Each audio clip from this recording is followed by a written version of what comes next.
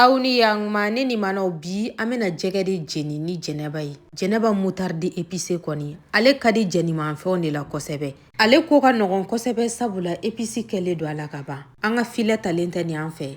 Ne bena jɛgɛ kɛ brochette de ye bi. N'a sɔrɔ la jɛgɛ wɛrɛw b'i bolo i bɛ se k'o k'a la.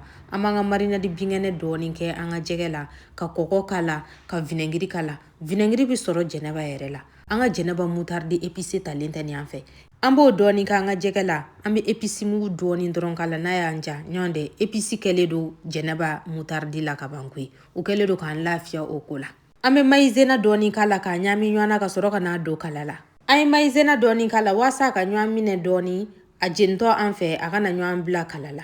Ani fana a kana na nɔrɔ. Jɛnɛba mutardi épicé a bɛ kɛ jenimanfɛnw ani yiramanfɛnw de la. Mutardi kan ka kɛ fɛn minnu na k'a yiran ani k'a jeni ale bɛ kɛ o de la. An bɛna jɛnɛba mayonnaise ta k'an ka mutardi dilan ni o ye. An bɛ tulu k'a la, ka kɔgɔ dɔɔni k'a la i b'o bɛn i yɛrɛ sago ma.